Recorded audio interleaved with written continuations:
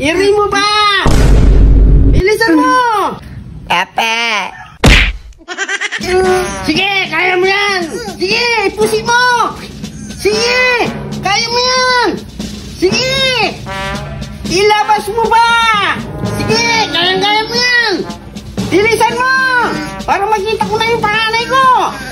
Bilisan mo! Sige! Iri mo ba? Bilisan mo! Sige na! Iri mo yan! Kaya mo yan! Sige na! Sige lang ha! Tawagin ko muna si Mang Kanor! Dali lang!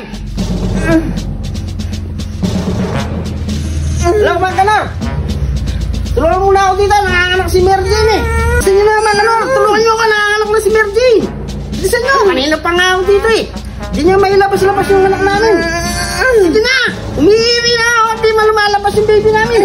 Nanganganak na si Merjin! Anong gagawin namin? Lumabas na sa hospital! Wala na kaming panggas! Wala kaming pambayad sa hospital! Lumalabas na! Kaya nga! Ayun ako! Dito na lang siguro! Wala kaming pambayad eh! Paano ko siyang dadalhin doon? Paano natin malalaman kung ligtas yung bata? Dapat dalhin natin sa hospital.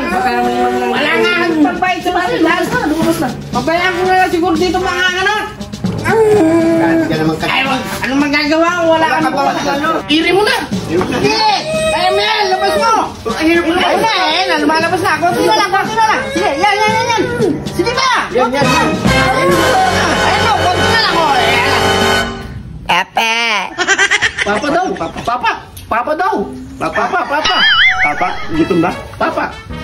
Mang Kanor! Parang di ko matatanggap yung bata. Ikaw mo nang bahala sa kanya. Alis na lang ako. Ano yan pare? Kamu yung mag-alaga. Wala man ako trabaho. Ano ba? Hinahanap pa ako ng trabaho pare. O sige, ako na lang. Bahala na. Kung malalaki yan. Kung hindi. Oo, alagaan mo lang, palidayin mo lang yan.